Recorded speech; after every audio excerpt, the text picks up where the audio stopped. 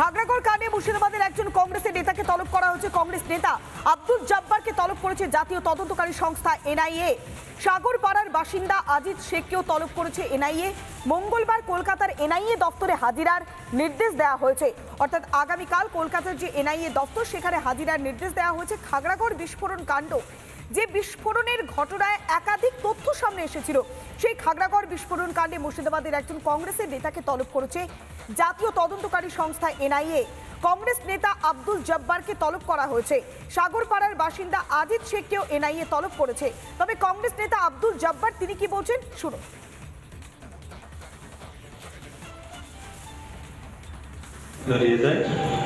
আগামী 27 তারিখ 11টার সময় এনআইএ রাজারহাটের নিউ টাউন অফিসে দেখা করতে বলেছে। আমি নিশ্চয়ই সেদিন এনআইএর অফিসে যাব এবং তাদের সাথে সহযোগিতা করব। আমরা শোনাচ্ছিলাম কংগ্রেস নেতা আব্দুল জব্বার, তিনি বলছেন যে নির্ধারিত সময়ে তিনি এনআইএ দপ্তরে হাজিরা দেবেন। মঙ্গলবার সকালে তাকে হাজিরা দেওয়ার নির্দেশ দেওয়া হয়েছে, সেই অনুযায়ী তিনি হাজিরা দেবেন। খাগড়াগড় বিস্ফোরণ কাণ্ড, সেই বিস্ফোরণ কাণ্ডে তদন্ত করবার জন্য এবার তলব করা হয়েছে কংগ্রেস নেতাকে। এর আগেও দফায় দফায় জিজ্ঞাসাবাদ পর্ব জারি ছিল। আমরা আরো বিস্তারিত জানবো, সরাসরি রয়েছে আমাদের প্রতিনিধি ইন্দ্রাশিস বাগচি। ইন্দ্রাশিস, কংগ্রেসের নেতাকে তলব করা হলো খাগড়াগড় বিস্ফোরণ কাণ্ডে, ঠিক কোন বিষয়টা স্পষ্ট করতে চাইছে জাতীয় তদন্তকারী সংস্থার আধিকারিকরা? ইন্দ্রাশিস,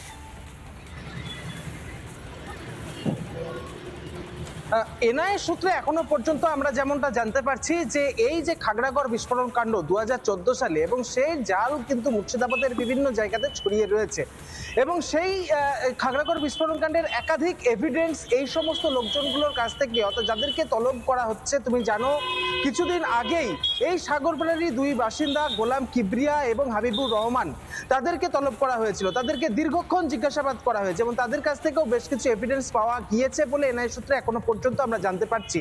তার পরবর্তীতে এই যে জব্বার, সাগরপাড়ারই বাসিন্দা আব্দুল জব্বার, সে হচ্ছে কংগ্রেসের নেতা এবং তাকে কিন্তু ইতিমধ্যেই তলব করা হয়েছে। আগামী কালকে এনআইএর যে অফিস রয়েছে সেখানে তাকে ডেকে পাঠানো হয়েছে এবং তাকে সেখানে জিজ্ঞাসাবাদ করে এই যে খাগড়াগড় বিস্ফোরণ কাণ্ডের যে কেস, সেই সম্পর্কিত আরো বেশ কিছু এভিডেন্স তারা হাতে পেতে চাইছেন কেন্দ্রীয় তদন্তকারী সংস্থার আধিকারিকেরা, এমনটাই কিন্তু এখন পর্যন্ত আমরা জানতে পারছি।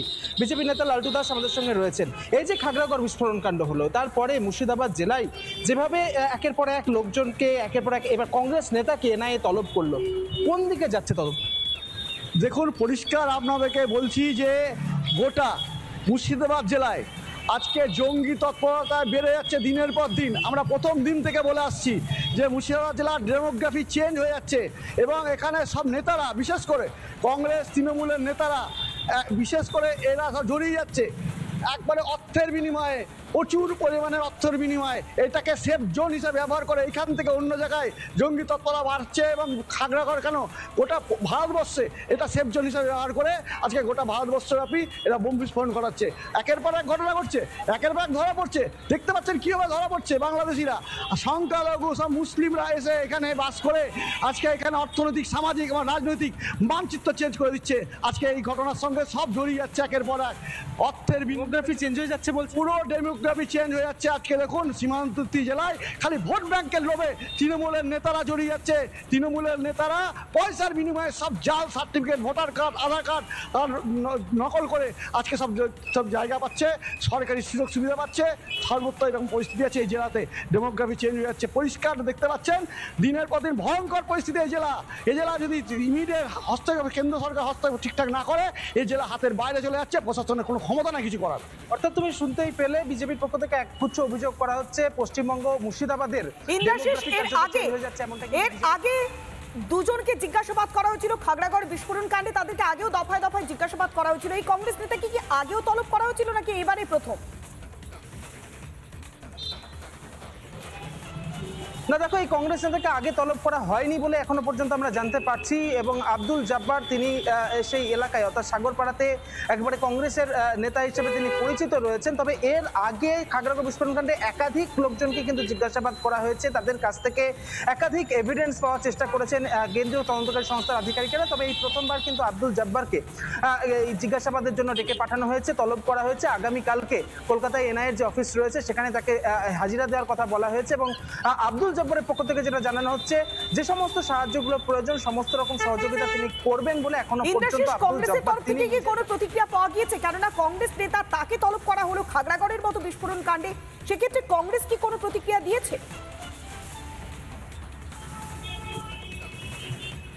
না দেখো, এখনো পর্যন্ত জেলা কংগ্রেস নেতৃত্বের পক্ষ থেকে কোনো রকম অফিসিয়াল স্টেটমেন্ট কিন্তু আমাদেরকে দেওয়া হয়নি। তবে জেলা কংগ্রেসের সূত্রে যেটা আমরা জানতে পারছি যে যদি কেউ এই খাগড়াগড় বিস্ফোরণ কাণ্ডের কোনো রকম এভিডেন্স জেনে থাকে, কোনো রকম প্রমাণ তাদের কাছে থাকে, সমস্ত রকম আইনি সহযোগিতা কিন্তু কংগ্রেস নেতৃত্ব করবে বলে জেলা কংগ্রেস সূত্রে এখনো পর্যন্ত আমরা জানতে পারছি। এবং কেউ যদি এই ঘটনার সঙ্গে জড়িত থাকে তাহলে প্রশাসন যে ব্যবস্থা নেবে, এনআইএ যে একদমই তাই, জাতীয় তদন্তকারী সংস্থা এনআইএ তদন্ত করছে খাগড়াগড় বিস্ফোরণ কাণ্ডে, আর সেই বিস্ফোরণ কাণ্ডেই তলব করা হয়েছে কংগ্রেস নেতা আব্দুল জব্বারকে। অনেক ধন্যবাদ। সরাসরি ছিলেন প্রতিনিধি ইন্দ্রাশিস বাগচি।